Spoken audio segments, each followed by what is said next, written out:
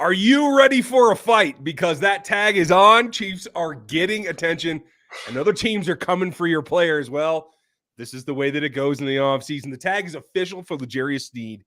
It is on him. He has been able to discuss trades with other teams. Teams will be making offers. It's all in the wind here. And the Chiefs are now officially on the clock. They got about 7.5 days to get Chris Jones before nobody else can talk to him, technically. I'm a little nervous about that. We're going to run it all down for you tonight here on RGR Football. He's Dan Harms, fresh off the combine. I'm Ryan Tracy, fresh off of, I don't know, a few antibiotics and some things. I was about to say. Folks, I tried last night. I appreciate everybody that was here last night. I will try to make it farther tonight. If not, you'll hear the difference. But hope you had a good trip, Dan. Now, is it worth going to see the combine be run?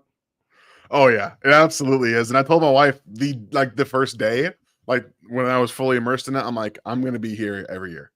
You're just going to have to kind of deal with it. So it's absolutely happening. It was a lot of fun. It was a great experience.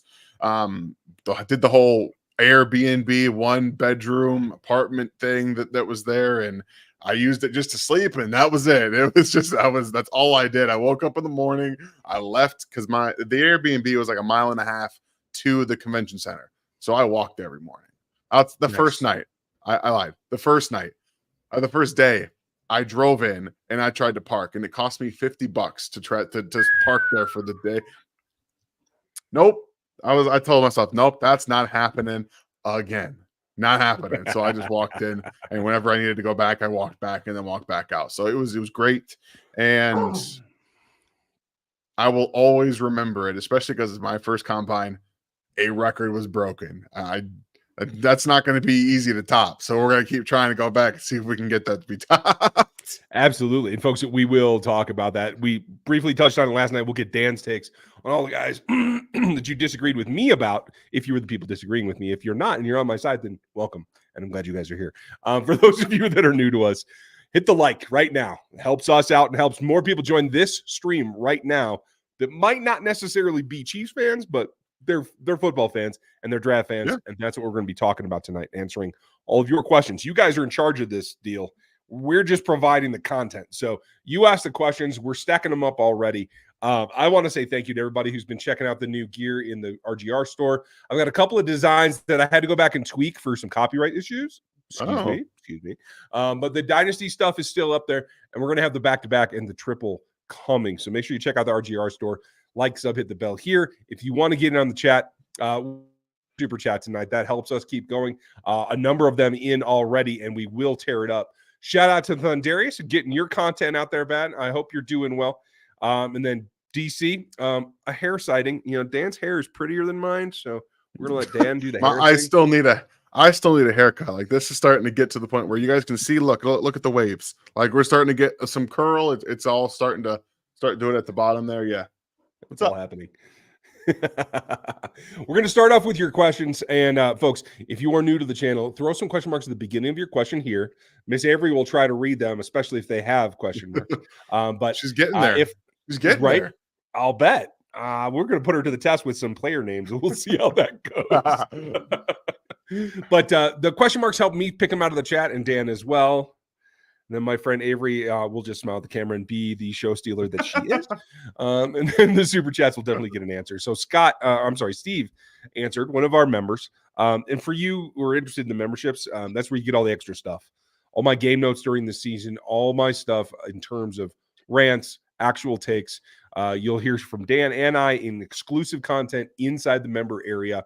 And you can get in the Discord. That's called Rogue Nation. You automatically get signed up there if you're a rookie or above. Mm-hmm. So if the Chiefs spend lightly in free agency and go after contracts for Jones and Snead, how much cap space do you think they will have left to spend on other Chiefs free agents? Well, it's a structure situation. There could be a gap. If they're concerned about Chris and they just want to go 3 years, it's going to be more expensive and his cap number is going to have to be larger because you don't have the length of the contract to spread it out on.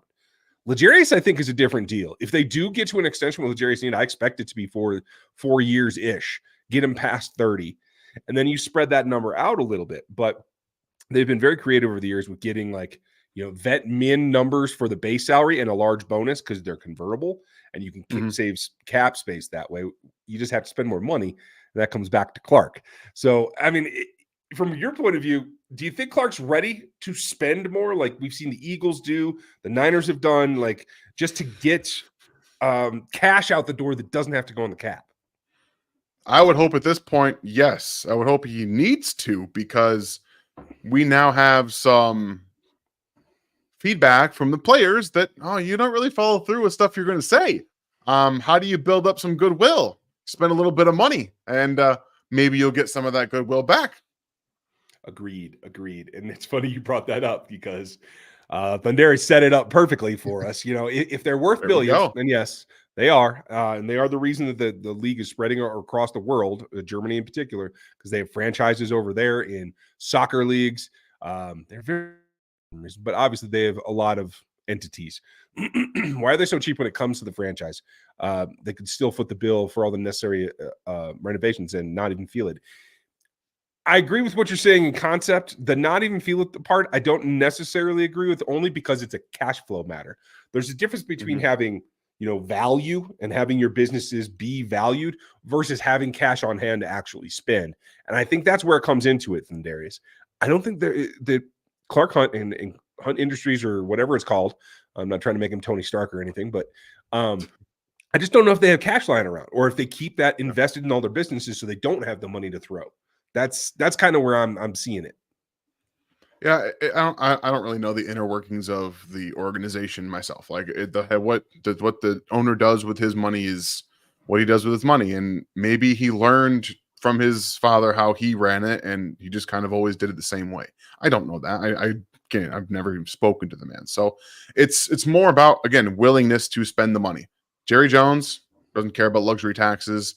They all can afford it. Let's make no mistake about that. All these owners can afford all the money and all of the things that they need to run their teams at the peak top ways, but some pinch more than others. That's just kind of the nature of human beings. And I would hope, actually, the behavior and the winning is really kind of reinforcing his behavior, if we're being honest about this. They're winning regardless of what he's been doing to this point, and they've always found different ways to do it. Maybe last year, the Chiefs not restructuring Patrick Mahomes' contract and forcing that money to be paid out was a little bit of a sign saying, we're not just going to keep giving you a break. You're going to have to start making some moves yourself. You're going to have to start taking some sacrifices as well. And maybe this offseason we'll start to see some of that come to fruition. Yeah. I don't buy the line that, hey, you guys played so deep into the postseason in the Super Bowl, we didn't have time to do it. It's not a real line. It's called a bold-faced lie. That's a bold-faced lie. So it sucks to see that happen, especially with this franchise and how good they are right now. I hope that it kicks in and they take care of, because for me, the top two things, let's put it this way, are you can fix the training staff issue tomorrow and just hire more trainers. I think I've said it before on another stream. I'd love to see a specific dedicated trainer per position group so that they know those guys inside and out. It's not enough staff. You don't have, yes, it'd be great to have more machines and more room and a bigger facility, but you can make the players' lives better now by having more staff. And that's easy to do, especially as a back-to-back champion. I'd like to see them increase the locker room so that you can move some of the extra services like masseuses, like nutrition, into that space. It doesn't have to be in the training room, right? But nutrition, taking care of your players. I do expect them to make these changes now, especially with all this light on it. And it is after the fact, but I hope that they get it done here soon. And I kind of feel like they have to. Yeah, I'm with you. Thanks, Thunderius. What do you think of Jonathan's? All right, Jonathan. Yeah, we're going to give Ryan a little bit of a break at the times today because you guys can hear it. He's got some stuff going on down here, so we'll keep going. Now that we are a couple days in, who has surprised you at the combine by having a better performance than you originally were expecting, and who has let you down with performances so far? So I think that we can we're going to get to the Texas guys because there's quite a few questions in here, so we'll talk about them a little bit later. I think Trey Benson might have been one of the most impressive performances. 6'1", 220 pounds, ran a 4.39. Running back like that is a very impressive thing to do. I also was, and yes, this is running back centric. I was very impressed with Blake Corum. His 40 time was 4.53, which is a fantastic number for him. Now, I don't think people expected him to get to that number. So that also speaks to him losing like 15 pounds and trimming some time off that 40. I think he did a great job. Troy Fontenot, just a little bit of a inside information for you guys. I'm going to be doing my breakdown on Wednesday of Troy Fontenot at the tackle out of Washington.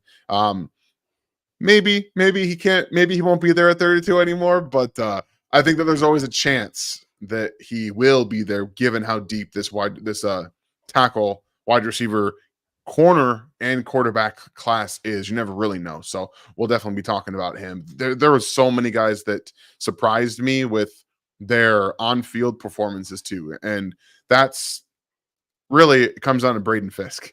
Braden Fisk had the most impressive day of any player that you probably didn't know much about. Athlete. He was great on field. He did everything. He was stronger in the bench press than I expected to. I think 24, 25 reps that he did, 225, which is not what I expected from him too. So he was the guy that stole the show for me. He was more impressive than anybody else in terms of overall performance. Yeah, I agree. Guys, on the quarterback let side, me down. I don't know. Oh, I'm sorry. Oh, you're good. On the quarterback side, I felt like I've been a little bit higher than most on the two Pac-12 quarterbacks in Nix and Penix, and I think they justified everything that I've been saying because they looked smooth and clean and delivered the ball probably better than any two other quarterbacks out there by my eye. Did you see something different? I think Penix was good. I think Bo is Bo. Bo did exactly what he's always done. Ball placement was pretty bad. And we saw on the deep balls, every single one of those come up short. Every one of them, the wide receivers had to stop. They had to come to a dead stop. And when it comes to the deep ball and it comes to the ball placement, he's just been, I don't like Bo. And I think Bo's maxed out too. I don't think there's any upside there. Agreed. I just think I don't think he's going to change. And my big qualm with him is the deep ball. But I thought his placement was better than you did. Maybe I have to go back and watch that throwing session again. But I thought it was a little bit cleaner than that until it got to the 25 pluses. Because you're right. Yeah, he's got a hard ceiling there.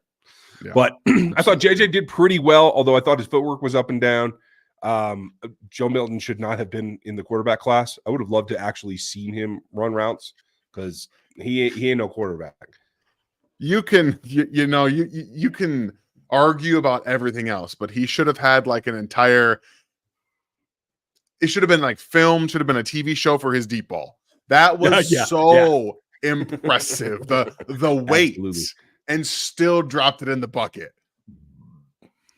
It was really, really impressive to watch him just uncork that thing. But to JJ, like, I feel like he was just trying to show off the velocity and the distance and sacrifice accuracy in those, because when it comes down to it, people question his arm strength and his velocity. And they did the velocity drills. He was 1 mile per hour different than Joe Milton. 62 miles an hour for Joe, 61 for JJ. So I think he was trying to answer some velocity and deep ball questions that teams may have had on him and sacrificing a little bit of accuracy. But that's just an assumption on my part. It's not. No I think that's behind that. It's the same observation I made. So I'm glad to see that you saw the same thing. Obviously, I'm looking through the TV. So, Scott, thanks for the super chat, buddy. Appreciate you.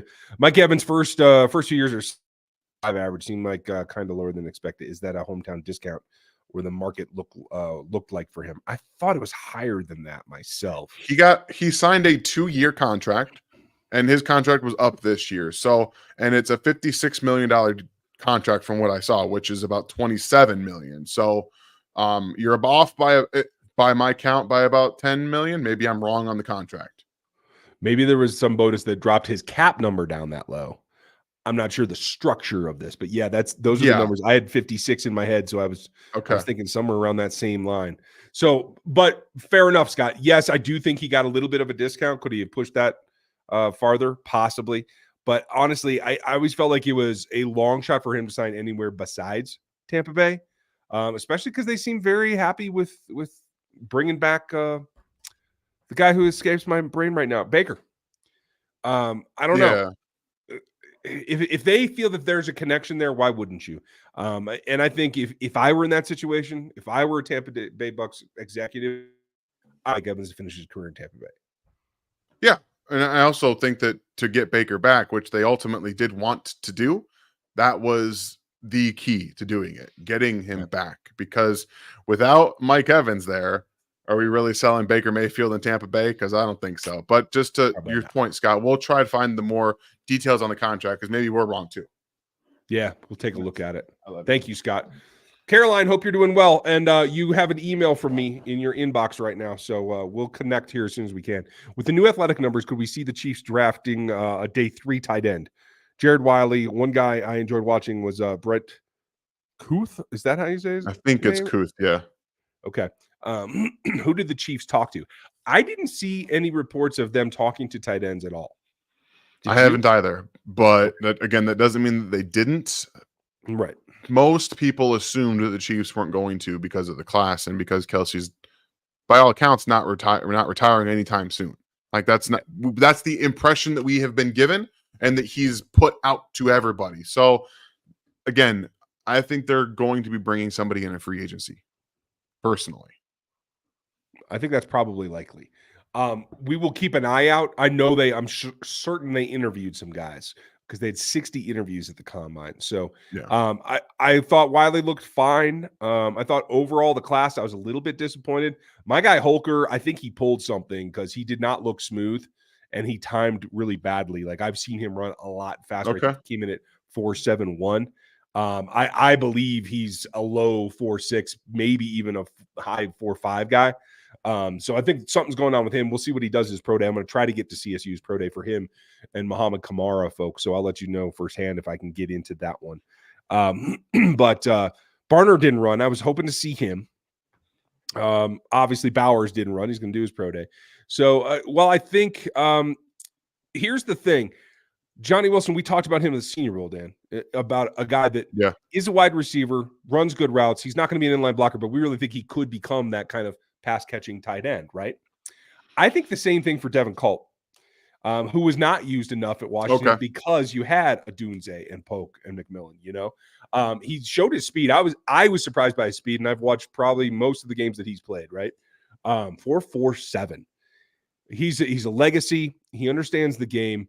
I don't think he was used as much in that offense as he could be somewhere else. I would love to see him as a day 3 selection. I don't think he'll go any sooner.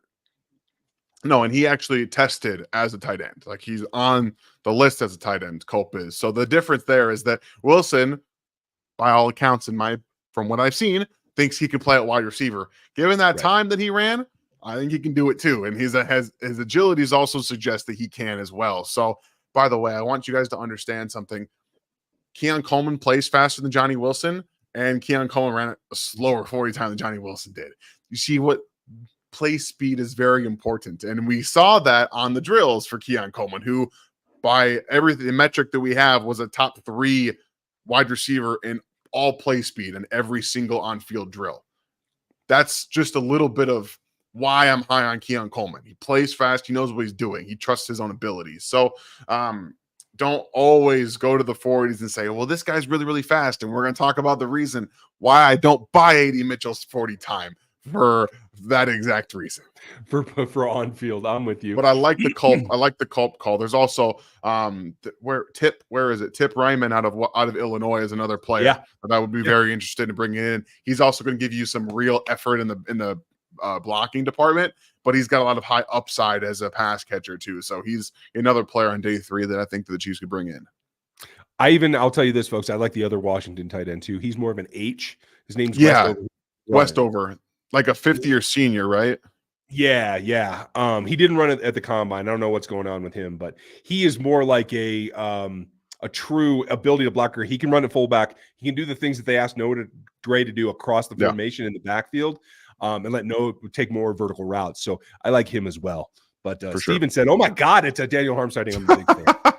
Big fan. Well, thank you, Steven. I appreciate it, guys. I'm not going to let this go to my head. You know, you guys are fantastic, and I'm just going to keep doing what I do just to hope that I can keep going every year, because at the end of the day, that's what matters. Got to keep my head down, got to keep working, and keep getting to the combine is the idea, not let it go to my head. So thank you. There you go. Yeah, we'll keep grinding away. Sugary Special, thank you. Welcome back to the memberships. Nice to see you. I hope that you're doing well. Brian, thoughts on Jason Kelce retirement? I got to tell you, I mean, we're both girl dads, you know. Yeah. I have a tendency in my older age and with raising girls, I'll cry at movies and stuff now. I'm not too bashful about it. I really couldn't care less. Jason Kelce makes it okay to cry whenever the hell I want and not worry about it. And I love that about that dude. I'm not a person that hides my emotion when it comes to crying and stuff like that. If something is emotional, I'll get teared up. And watching Travis and Jason share that moment, like they share so many moments with us, it continues to show what kind of people that they truly are. And Jason is one of the most fantastic human beings I have ever witnessed in my life. And the amount of care that you have for the sport that he has for the sport that he plays. Find something in your lives that gives you that. That's all that I can tell you from watching him do that. I found that with what we do. I know Ryan has the same. If you don't have something like that in your lives, try and find it, because that gives you something that it's unmatched in life. And we see that with Jason Kelce. It's fulfilling, and I know it's hard to walk away from. I was impressed at the way he handled it, and I see people run him down for the emotion, and I think it's great. Sugary, let's go, man. Nice to see you. Go. Sean, all right. Post combine, how are we feeling about the tackles and receivers? It's man, I got to tell you, I'm disappointed about the tackles only in this way. Is like I wanted to see Sean run the drills.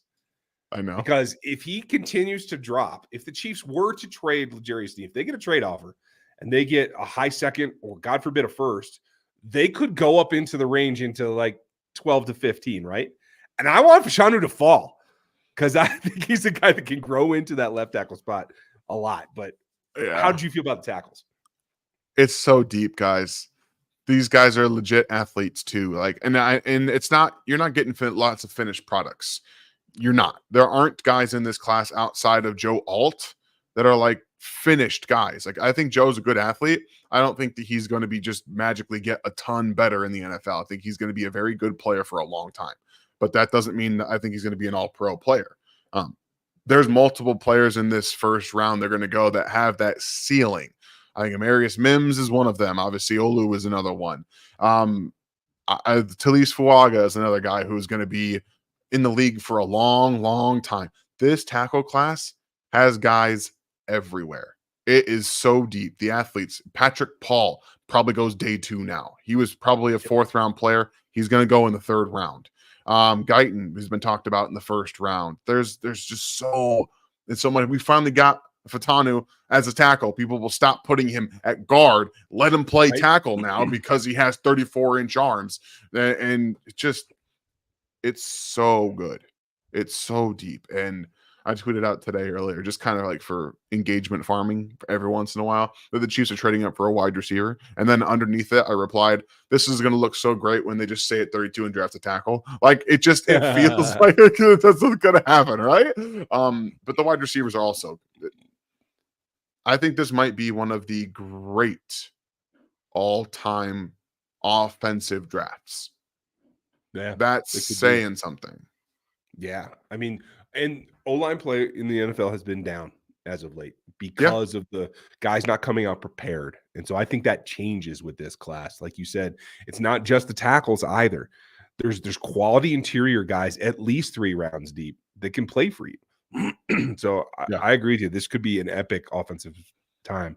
I didn't get to see my guy from Southeast Missouri, Flournoy. Is that how you say it? Oh, yes, the wide receiver, Flournoy, I believe. Yeah. Did you get a chance to see him while you were there?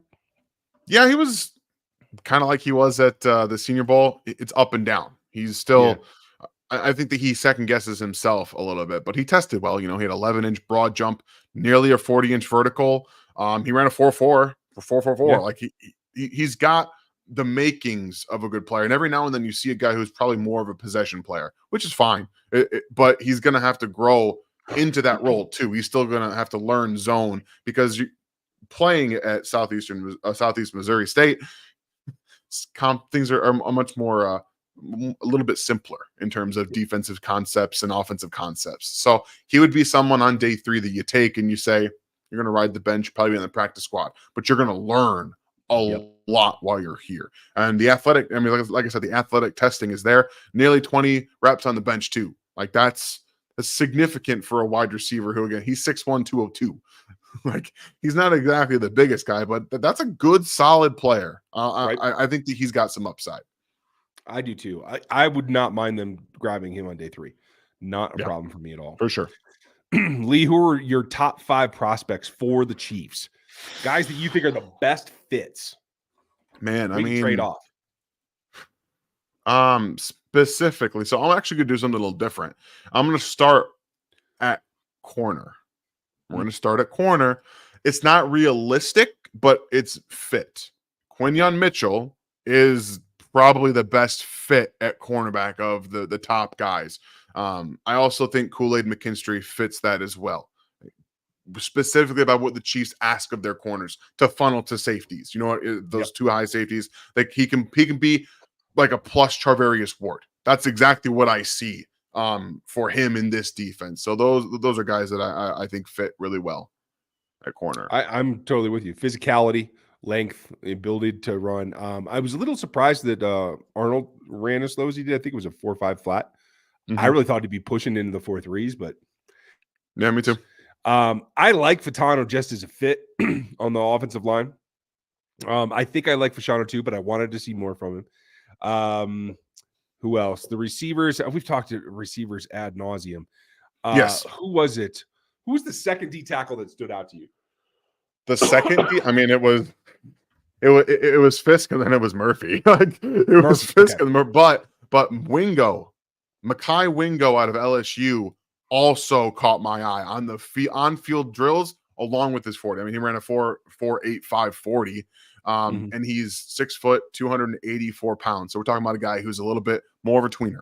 He's shorter, got 32-inch arms for a 6 foot guy, which is not bad for him. You don't have the huge length, but it's long enough at defensive tackle. And he has some explosiveness to him. And he's not going to be a guy that is a run stopping guy right now, but he'd be a penetrator replacement for what if, Tershawn Wharton's not back.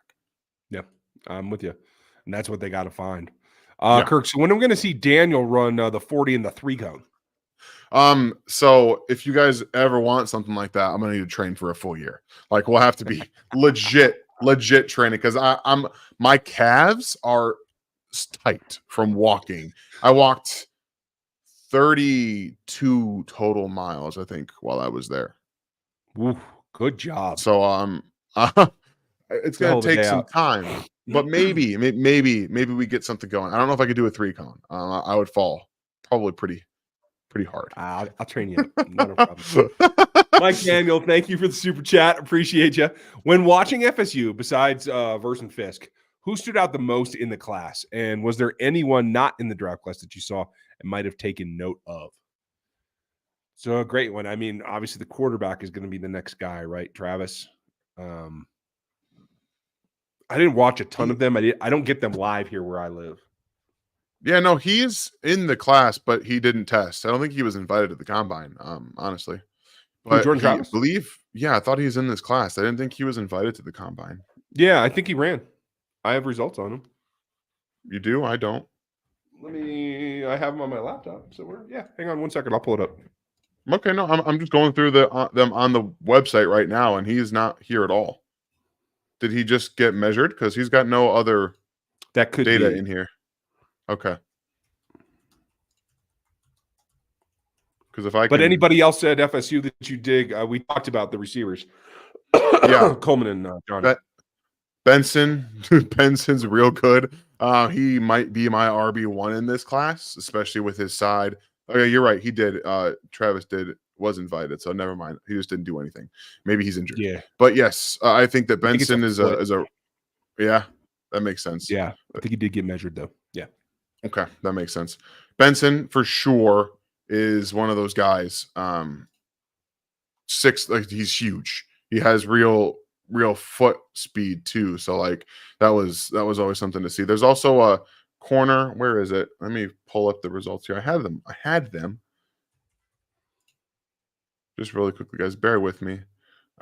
Generic Jerry and Jones, 4.3840. Like we're talking about fast, another fast corner. There's both corners out of Florida State. Renardo Green, too. Both of those Green stood guys out to me. fly, and Green is the one I think that would be a lot of fun in this defense. He's got a lot of different fits, but he's 6 foot 186, so he's in that like prototypical cornerback mold, and he's someone that stood out too. But those are the guys that Benson. I would say Benson and Green, outside of the guys we've talked about, and Verse and Fisk are the guys that stood out the most. Rock and roll. I have not seen a bunch of their film. Obviously, I've watched Verse and the defensive side. Haven't watched the offense much, so I'll circle back around to that, Mike. But thanks for your support, and hopefully that anybody else that you saw, maybe an underclassman that we should keep an eye on, Dan, in what you've seen. I have not film. I'm just watching the player. Like I don't really get distracted very much. I know other people talk about getting distracted by other guys. When I watch it, I lock in. Like I watch the guy. Like so, I tend not to see underclassmen very much. Okay, fair enough. Thank you, Mike. We appreciate you as always, buddy. Mike. And I'll try to take a look at some of the offensive film here as I'm going through doing. I already did Jordan Travis for my quarterback grade, but I can brush up. John, I still think it comes down to either Snead over Jones. Snead seems more dominant at his position than Jones and is 3 years younger. Perhaps we keep both, though. The only thing that I can tell you is the drop-off from Chris Jones is way more steep than it is from L'Jarius Snead. Yeah. And even on this roster. So I hope that they keep both as well. But I think it's going to be either right now with the tag on and what L'Jarius's agent's been able to do the last week is either they're going to find that they don't have the market and the Chiefs are going to be able to sign him for, say, 16 a year on average. Yeah. I can. And I think that there's still room for Chris Jones that way. I think this says that they feel they can get Chris Jones done, but the only thing that I'm worried about is they have a week. As of the legal tape on March 11, excuse me, folks, Chris Jones can talk to anybody. So for me, that it tells me that they have confidence they can get that done before that, so that Chris doesn't go talk to anybody else. I think it's a risk. It is a risk. I also don't necessarily. I think that the number for Snead is higher than that. I think that they've, from what I've seen, it's looking like 20 a year is what the number is for him, which might be more than the Chiefs want to pay. Let's be honest. They have a number for everyone, and if that number's higher for Snead on the market, they won't be paying him that. Yeah, I haven't seen anything like that. 20 would be more than the cap number. If he gets that, good for him. And you know what? We're happy. If you can set that up, we're happy to trade you away and get like 4 picks back. So. He also might deserve it too. Like he certainly does. He might deserve it. Yeah, he's elite in this league at this point. I hope he gets everything he wants. I wish it would be from Kansas City, but yeah, I can't always make that happen. The GOAT, what do you think of Worthy's understanding of zone defense and his route running? So I think the big thing here is that Texas is not exactly asked to understand a ton of zone coverage and recognize that. But from both AD Mitchell and Xavier Worthy, you do see when they are asked to run over the middle of the field and set behind linebackers, they do recognize that. But that's, again, there's a leap that has to be made from there to the NFL. It all looks very different, playing Big 12 defenses to NFL defenses. So that is the first off. His route running is very good. It's the most underrated part of his game, and it just does not get any respect, which I think is ridiculous, in my opinion. I've seen people say he doesn't know how to run routes, which I don't see at all. I think he's a very good, savvy route runner. The one thing that he really needs to work on is his continuous stem manipulation. He's got good footwork. He has the ability to read leverage. He attacks feet at the top of routes, but he doesn't have always the intention, selling this specific route. he messes with speed dilation at times, but it's not consistent. Just fixing some of those things. He doesn't sell it enough, long and short, right? You know, he needs to put more effort into that. Whereas I feel Mitchell rounds most of his routes off. I don't think that he's clean and crisp as much as I think he's capable of being. So, like, I see them as very different prospects. Do you? Yeah, they're very different players, and they're going to be very different players in the league. It really depends on what teams draft them. That's what I'll say. Kevin, could you see the Chiefs trading their first round pick to get more in return? As in back, I think with the depth at tackle and wide receiver, their two biggest needs. If they can't get the guys that they want, I think that they can still get a serviceable player if they move back. Again, I'm not moving back past 45. I probably wouldn't move out of the 30s if it were me. But I think you can recoup some value and still get a player that you like. It's definitely possible. It's all going to, again, depend on the board. If more offensive players go than they expect to go and they can't trade up, yeah, I think that you might, especially with Michael Penix maybe being an end of the first round pick. If someone wants to come get him, they will be open for business. If Bo Nix and Spencer Rattler and Michael Pittman, Michael Penix are on the board, they will be open. And they'll say, you guys want to come get a quarterback, you come do it. So I also would not move out of, I think the furthest I'd move back is 37. That's it. Yeah. There's no reason to take chances with that. Do you honestly think Spencer Rattler is anything more than a day 3 guy? I do. Yes, I do. Okay. It's going to be interesting. I can't see it. I get it. I understand it. I think what he went through matured him more than any quarterback in this draft. And I think that's going to speak a lot to what he gives a team. And again, he's not going to start right away. I think he still needs a year, but I think that he would be a really good he's got better skill set than Penix and Bo Nix, in my opinion, but he's so inconsistent with the decision-making stuff. And when you put the ball in harm's way, you typically obviously get more turnovers, and that's why you see Penix and Nix talked about, because they don't turn the ball over. Right. Physically, talent-wise, Rattler has that in spades compared to those two. That's just my opinion. Yeah, we should do a sit down. We'll go side by side, because I don't see Penix as talented. I don't see Rattler as talented arm-wise as Penix is by a long shot. I mean, velocity-wise, I agree, but I think even placement, accuracy down the field, I don't see Rattler anywhere close. Okay. But his legs and his ability to escape the pocket, and honestly just to manage in the pocket, is drastically better. Yeah, for sure. It is what it is. But that might be a nice A and B for us to do back and forth, and just, we can be adversaries for a while on a couple of prospects. Maybe that would be fun. Yeah, we could do that for sure. Been a while, but enjoying your content. Keep it up lately. Thanks, Jason. Nice to see you back. Thank you. What would you say is more important, maintaining the level of the defense or loading up to bolster the offense for next year? You start. I think that there's enough in the pipeline for the defense to still be good next year. Obviously, they had to win on the back of an elite defense. If you bolster the offense enough that they can actually put points up, you don't need the elite defense. But it's nice to have. It really is. I'll say this: the Chiefs are probably going to sacrifice a little bit at defense to improve their offense based off of what we saw last year. I understand that the efficiency numbers eventually got there because of some big games. It was a rough go, and they're going to fix that. Thank you, Jason. Whiskey, what's the most surprise cut candidate that you are tracking, hearing of, and could they be a target for KC? From other rosters, I'm not hearing anything that I'm like super keen for the Chiefs to go get. I would love if the Niners let Juszczyk go, because I'd love to bring him in just for, giggles and wrinkles. Trying not to cuss on this show. But, that's just me and my love of the fullback. So I honestly don't hear anybody specifically that they might let go. Is Odell under contract, or is he just, talking trash? It was a 1-year thing. Okay. So he is out there. So it doesn't have to be a cut. You got anybody? I have nothing. I don't hear anything because I have no sources. So gotcha. That'll change. What do you think of Xavier Legette and tight end Sanat? And do you think that there's a chance the Chiefs go after either of them? There's also about a defensive tackle, Nazir Stackhouse. Stackhouse has been criminally underrated. It's because when all the big boys left, including Jalen Carter, there wasn't enough to help him, and so he took the doubles, and he doesn't beat doubles as well as the guys before him. Yeah. But he's still a significant guy that I think could come on and play a Malik Herring role or something like that. He still has some upside in him. What do you think of the two pass catchers, though?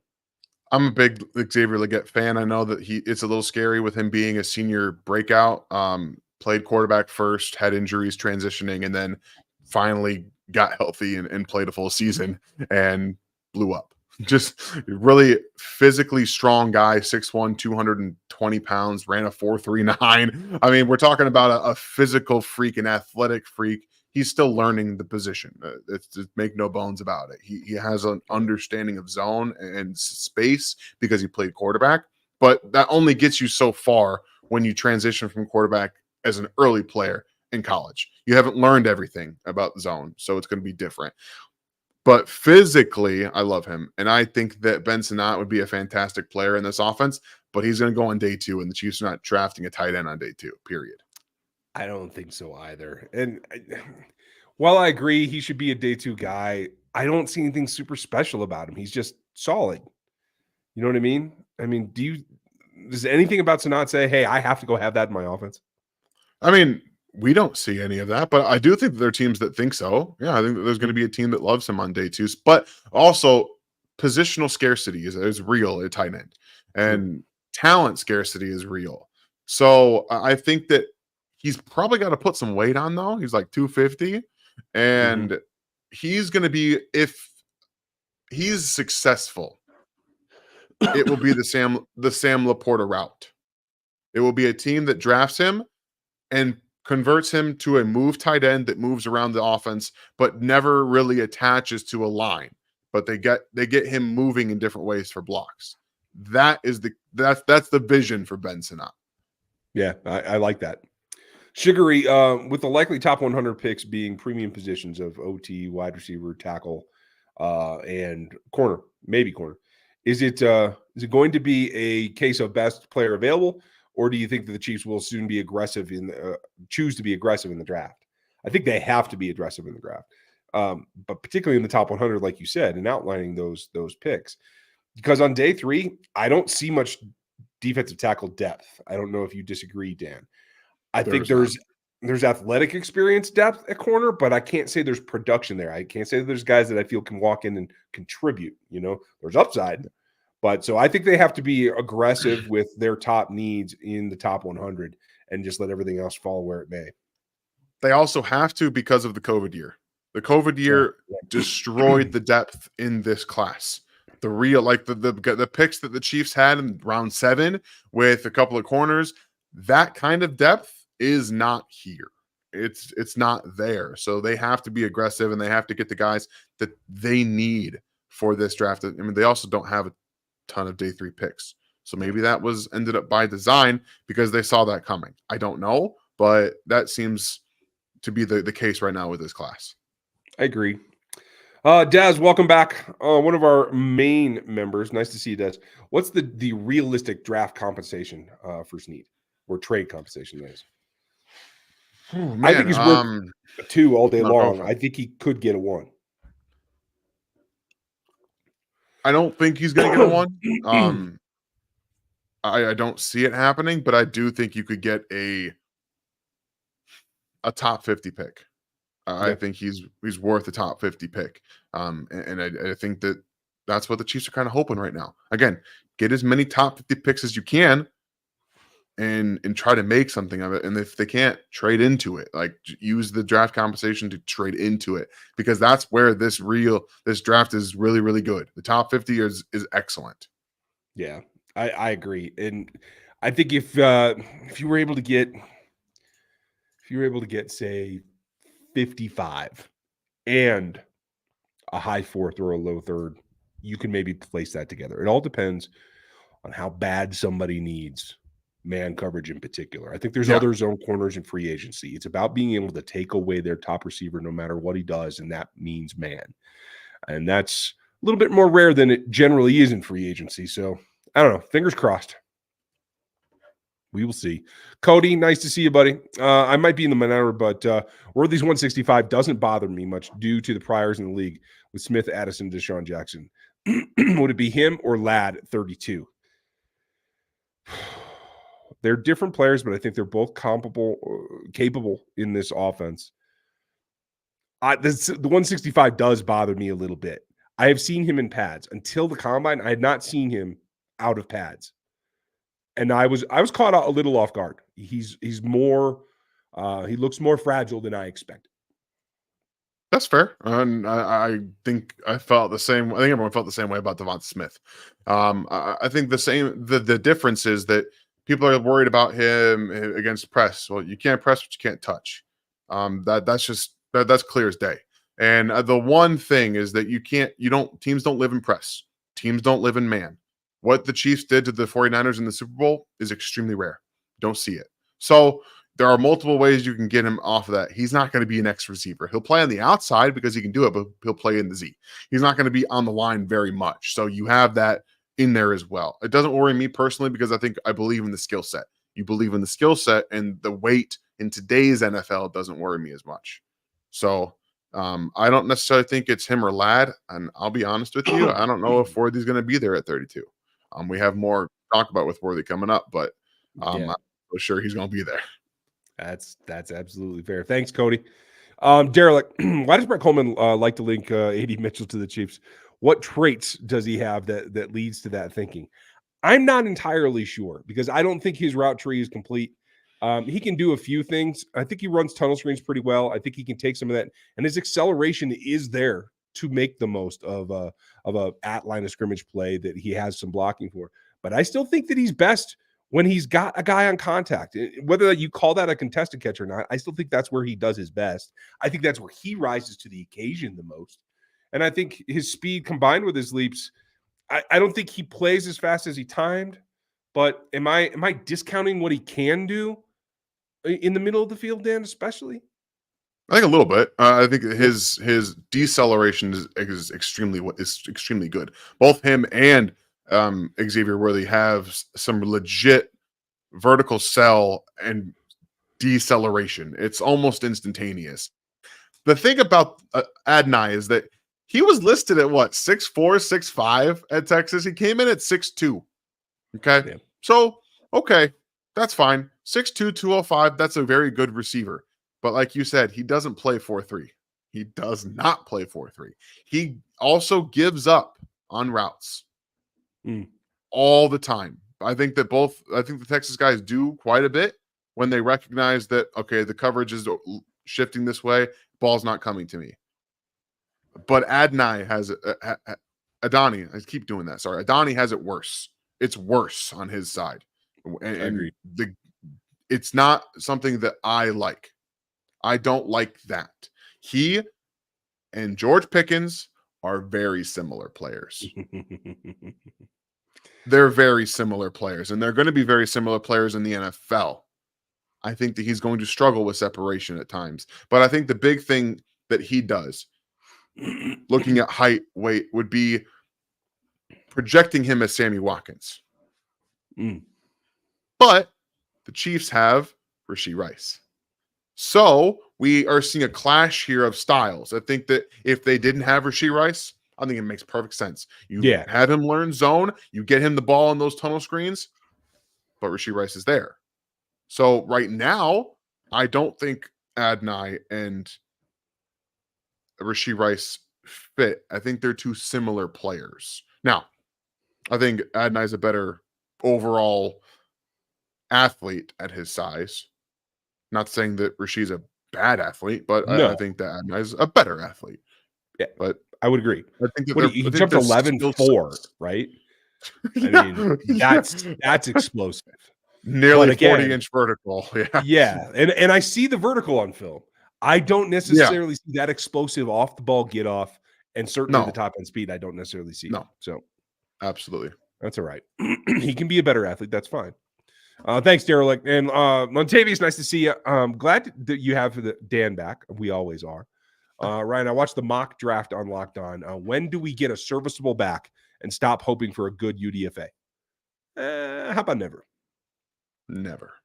If Blake Corum was a day 3 player, I'd love it. I'd say draft Blake Corum and put him with Pacheco and prosper. It's just not. It's not realistic. I'm good with a day 3 player. They're never going to spend a top 100 again. Clyde taught them that lesson, and I don't think that's ever going to change. And it shouldn't. I honestly probably wouldn't draft anybody in the 4th or 5th even. It's a 6th, 7th round position for me, and there's nothing that changes that because unfortunately, it's a 1 contract position, and there's always a slew of guys that have athletic ability that you can use in partial. You don't have to have a fully well-rounded back in this league anymore.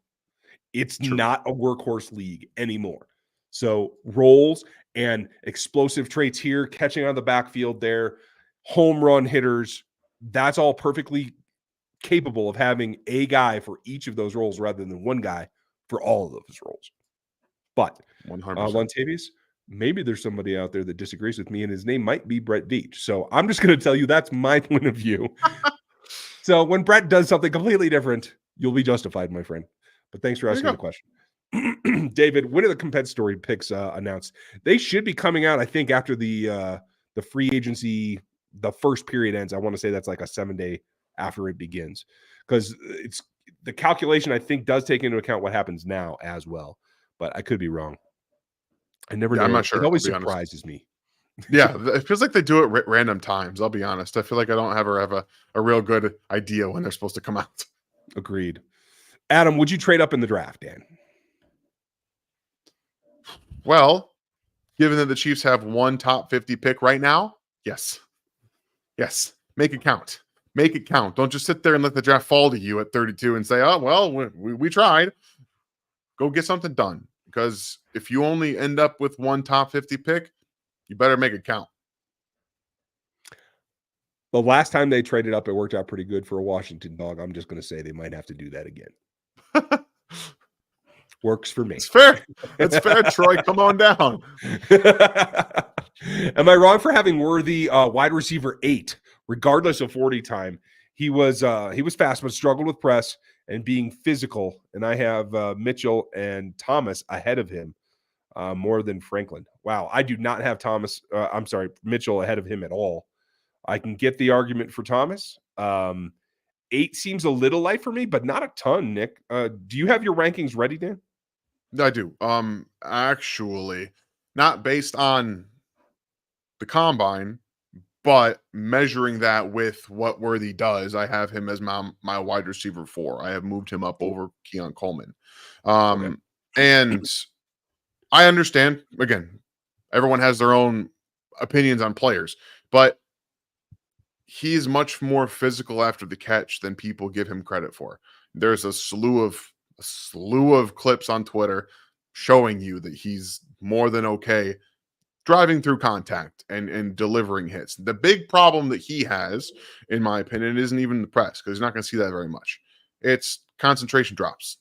They're everywhere. And 2 years ago, he played with a broken hand. So he had 7-9 drops. Okay, I'll give you a break there. But you had 5 this past year, and I watched them. I don't have a problem with the technique. It's more of just I'm going to go try and make something happen. And sometimes you got to slow down just a little bit. Rashee Rice had that problem too. Let's not forget. Like, it does take some time, especially when you're in a role where you want to make plays. And Texas is you go make a big play. So I'm not going to, you have him as wide receiver 8. That's fine. Thomas, I am very wary of. I'm very wary of Brian Thomas. Lots of goes, lots of hitches, lots of fades. He caught 10 touchdowns this year on go balls. Yeah. 10 of them. Okay. I don't see crossers. I don't see digs. I did see a couple of slants. I don't remember what I was watching. It was for Daniels, but you think you can run a slant decently? No? Okay. I don't trust his consistency with his hip movement, and I don't think he sells routes. Like, I love his ability downfield in terms of body control, leaping ability, and hands. I think he has all of that. Tell me again. Tell me the last time the Chiefs used that. Yeah. Fair. So yeah. Any changes for you at the top of the wide receiver group? Okay. I have 3 first-round grades. You Rock and guys roll. know who they are. Thanks, Nick. Appreciate you. I would take another look at Mitchell, and I think you're totally justified at having Worthy there. Everybody's got their own kind of take on how guys go. For sure. That's all right. And Franklin's a little thin as well. Everybody's got drawbacks. I think in this offense in particular, the physicality part I'm not as concerned about because of Rasheed's presence, to tell you the truth. That's fair. Why is Veach only looking for second round pick for Snead? Come on, man. Well, it's not that he's only looking for it. That's what he's getting offered, Jimmy. At least if the rumors are correct. It's not like he's saying, like he's advertising, hey, I only need a second to get rid of him. That's not the case. That's what he's been offered so far. And that's pretty normal. Anybody who's worth a one, you're going to get offers for two, and you're going to be like, come on. Let's move that up. He's worth a one, and then it's a negotiation path is basically what it is. Yeah. Sean, Dan, why not just go full crumb and get the mullet? No, trust me, you guys don't want to see that. My wife absolutely doesn't want to see that. So that's a big no. I don't want to see that. Like, no, we're good. I appreciate the idea though. Someday. Knicks fan, thank you, sir. Nice to see you, and thanks for the support. What wide receiver is the best fit for Kansas City? This is if we have our pick of the litter, it's Malik Neighbors. It's Malik Neighbors with a bullet because he can do everything down the field, catching through. On the slant routes, the yards after the contact. They have Rashee Rice. He can. My big struggle with this is how are they going to use him next year? Is it going to be the same? Because that does change things. If it's going to be the same, then you don't necessarily need the yak guy. You go and you get Rome Odunze. He was a really good route runner, physical. He put on weight this past year to get better at the catch point, which he did get better at the catch point. Yep. And then he trimmed that weight off to run this 40 time, which was fantastic for him at 220 pounds. So, yeah. He's like the ideal fit if we're going to do the same thing with Rashee Rice. But I'm going to, again, go to the well of Rasheed's going to be asked to do a little bit more on the outside next year, which again, he was getting about 50-50 slot outside near the end of the season. So if we go based on that, if he's going to play the X a little bit more and you're going to ask someone else to be more of the space player, it's for me, Xavier Worthy still. I think that Worthy is the guy, again, because he does take the top off. Obviously, he's got 4.21 speed. And yes, it's real play speed. It's not just track halfway. He's legit. Yeah, especially go back to 22. He ran away from entire defenses. It's nuts. 0 to 60 is the fastest in this class. You guys saw it. So that's where I'm at right now. I agree with you. I like that. I prefer Odunze, and I do feel like I would still, if I had a chance to get Odunze at 15 or 20, I would do it. He's a top 10 player in my opinion. Has been for a while. But if I could put him on here, I'm not as worried because I think he's good enough, yak, and particularly over the middle, that he and she could swap out and share the extra responsibilities. You know what I mean? But I agree with you with taking the top off. And I would say in lieu of that, if Rasheed is going to be out there and say Worthy goes top 20. Yeah. I would say McConkey's probably the next guy for me because of his ability to be in between the hashes and cross the formations and do all that work as well. Can still take the top off. He still has that speed. He is an ex-track athlete. Like, let's not forget. Oh, yeah. He was asked to do something different at Georgia, which was win. And he won all the time. Go watch Ladd McConkey against every single top first round wide cornerback. He makes him look bad. He makes him look bad. He wins. Like that dude, I'm becoming more on the idea that if he's there at 32, he's going to be on the Chiefs. I can get fully behind that because of it, like you said, the way that it fits into the puzzle with Rasheed. Yeah, I'm totally with you. And if you look at him, I think Odunze, McCaffrey, and what was Worthy's 10 split? It was 149. That's 149. It's unreal. 149 is it's legit. He is the fastest 0 to 60 receiver in the class. Just is. It's nuts. But like McConkey came in at 152. And so, especially if you're talking about the slants, the crossers, the intermediates behind the linebackers, 152 gets it done and then some. I mean, Yeah. you could even take, I think where she came in at 157. Yeah. So, like, there's plenty of room there to get more explosive and quicker. And I think we saw, correct me if I'm wrong, I felt like the quick game was the direction that they went that worked. I think they're going to have to double down on that next year as well. I'm 100% with you, especially because we'll see what happens with the roster construction, but Yeah. I'm sure. Guys, we are coming up here on the hour. Ryan's not feeling very well, so we are going to hit all of these great super chats. Thank you guys so much for the support, and we'll get you guys out of here, and most importantly, get Ryan some rest. Thank you. Yeah. Dang, I'm bad at this. Daryl, can Wilkinson Jones, can you get them together? Probably not. That with Snead, even without Snead, that's pretty insurmountable.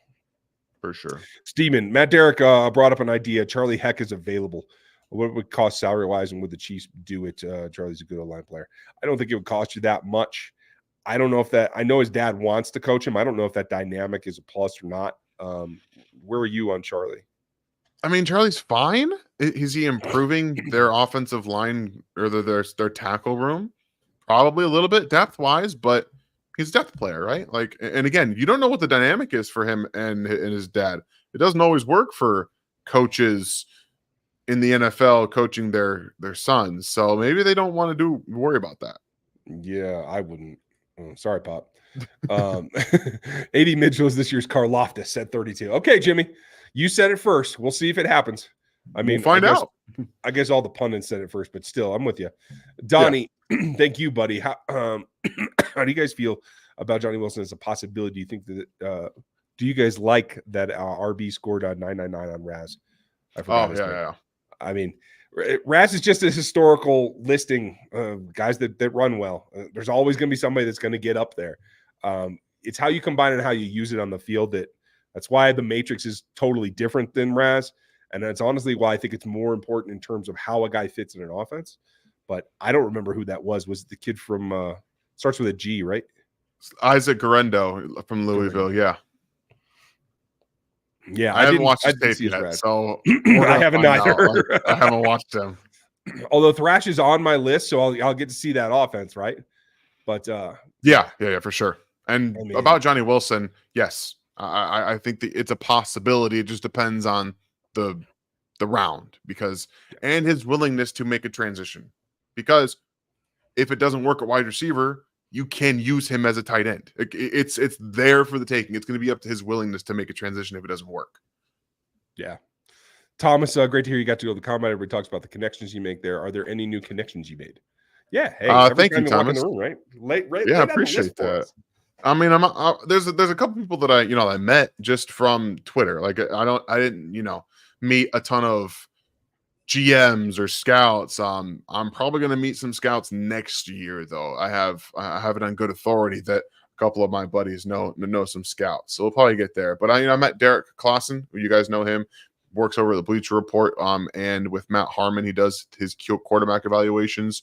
Arif Hassan, who used to work at The Athletic, a couple of people there too. But yeah, it's not a crazy long list. And I met all the TDN people as well. I met just about every single person that works there and their COO page. Dominguez, I believe. So yeah, I met quite a few people. Well done. Knicks fan, I'm already sick of the Caleb hype. That's fair. I got to tell you, like I had a piece I was going to put on 33 for Saturday, and I decided to pull it because it was sour grapes. I don't like the whole concept of, hey, we're not going to participate. We're not going to play your game. We're better than the NFL and the combine process, and we're only going to give medical information to like the teams that we want to go to. Yeah. Piss off. That's not how this works, buddy. You're not that damn good. So shut up. Anyway, I pulled that piece because I sounded like a grumpy old man like I just did. So there you go. What do you think is the best compensation for Snead? Thanks, Levon. Top 50 pick. I think that's a reasonable expectation. On the high side, I think, in the 30s. I think that would be something they could also get done. Yeah, I'm with you. I get Caleb has looked great in college, but damn, Mahomes wasn't even Mahomes coming out of college. And he and Reed were the perfect storm. And that's the thing. I wouldn't want to go to Chicago either. Do you think I'm going to Fair. get developed there? I don't. People want to talk happens. trash on Bryce, but Frank got fired halfway through the season. Bryce didn't have a chance to get developed. Like, it's about the staff that brings you in as well. Nobody walks in and becomes Mahomes. What happens if Eberflus gets fired next year and they Oh. wipe out the staff? That's on the table, When? guys. When? I was about to say, that's very much on the table. I don't believe in Matt Eberflus as a head coach. I don't. I think they're going to be worse than people expect, and he's going to get fired. What happens then? Yeah, no. But I will say, I would still go after him. I would move Justin Fields. I would not. I don't think for that's sure. salvageable in Chicago. No, I agree. Thanks, Knicks, man. Tom, thank you, buddy. Who have you seen coming out, regardless of position, that would help the Chiefs the most picking up third downs? I like that. That's a good question. And yes, I did have a good time at the combine, Tom. Thank you very much for asking, and always appreciate your support. Lad McConkey, 100%. You need a first down on third down. Whew. If Travis Kelce's not open, that's your guy. He's going to be open. He'll find a spot. I think that a guy like Jacob Cowing offers that as well. A good space player, but Jamari Thrash is another player that's going to do the same type of short to intermediate getting open. And then my guy Ricky Pearsall is a route running specialist who I'm a big fan of, who also blew up the combine with things people didn't expect from him. So those are a couple of names. And then as we get further into day 3, there'll be some guys there too. Correct me if I'm wrong. I see a lot of people putting Ricky in the first now. I don't see that happening. 0% chance that happens. Okay. I think media is overreacting, but I do like him as a day 2 prospect, and I think he would help this team. So I like this. Yeah, I think he's firmly in the beginning of round 3, if not like the end of round 2. I think he might, because of his athletic testing, he might go there. Yeah, I'm with you. That makes perfect sense to me. Thanks, Tom. William, thank you. Who besides Worthy has the deep ball tracking and field stretchability ability that Casey needs for draft and free agent? If Dan trains for the 40, does he beat 15 seconds? Yes, for sure. Absolutely. If he trains, he's if I train for the 40, I can probably get around 5 seconds. I'll be very honest with you. I did that in high school, and I'm a good runner. I got some speed, so you wouldn't know it by looking at me, but I do have some speed. What do you think about the first part of his question? That's one of the things that I'm really concentrated on this year, and I'm probably giving a couple guys a couple boosts in their grades because of their ability to track the ball. Like, I know I'm way higher on Jalen Polk than you are, but he tracks the ball excellently over his head. Perfect. Great. He has to. Dunze, McMillan has been the guy that's been a little bit under on that offense, but I think he can. Who else stood out to me? I'm trying to look through my notes real quick. Neighbors does that as well from what I've seen, although I haven't done a ton of film on him. You've done way more than me. I liked the kid from Tulane, Jaquan Jackson. I think he tracks pretty well over his head as well. I went back and I watched after the Senior Bowl a couple of games, but I can't get hardly any film on him, so I had to watch broadcast. So I'm not 100% on that. Do you have guys that stand out to you? Yeah, Jermaine Burton is one of the guys that tracks. It might be the second best deep ball player in the class. Like, legit, I'm a little surprised he ran what he did. I thought he'd get under 4.4s, but regardless, he plays among the top in this class. And I mean, where is he? Where'd he go? I think Roman Wilson's a fantastic deep ball tracker as well. Devontae Walker, who's not a very good, well-rounded wide receiver, but is excellent tracking the ball down the field. That's like the only thing he does well. So it's his calling card. And that's Brendan Rice. Brendan Rice is a fantastic downfield player and uber physical. Ran a 4.5, which I didn't expect to see from him. So there's a couple of players right there. Yeah, and that's plenty. Any of those guys, and the vast majority of those are going to be day 2 guys. So I think there's plenty of opportunity for the Chiefs. Thank you, Will. Appreciate you. Adam, thank you as always, pal. Couldn't the Chiefs get more than a second first need with Jalen Ramsey getting traded for 2 firsts and a 4th? Jalen had 3 years of what LJ did last year, so it's a little bit harder. But when we say he could get a second, I fully expect that also contains a 4th or a 5th or something. Yes, it would be multiple picks. And I do think if somebody really wants it, he could sneak into a first round consideration, but that's a playoff team. And I just don't know if anybody's going to be willing to do that to trade to the Chiefs. Yeah, I'm with you. And that's a hope. Again, you're hoping at this point you get that top 50-50 pick with multiples because people won't want to offer that first because you're the Chiefs. So you're hoping for the second and then a bunch after that to really help. I'm with you. Okay, we're going to wrap it up here, folks. Make sure you like, sub, hit the bell. Thanks, Dan, for jumping on when you're back in town. Hope the family got enough time from you now that you're back. We'll make up. We'll make up some time. That's for sure. Yay. All right. Ryan, am I wrong for being on the Jalen Polk bandwagon? No. He will pass through like a champ. Anyone else that's better at tracking the ball? Yeah, like we said, there's a couple. I expected him to break into the low 4.4 or the high 4.4s. He didn't get there. 4.52 was his time. Yeah. He plays faster than that to me at times. And so I'm interested to see if his pro day he actually breaks that barrier. I don't know that'll make a huge difference, but I want to know that it's out there. You know what I mean? Mm-hmm. Sure. And I do like him. I think he plays strong. He does overlap with Rasheed quite a bit, but if Rasheed's going to move outside predominantly, I could see him taking up that middle possession. I love his like intermediate overs, 18 to 24 yards, that kind of thing.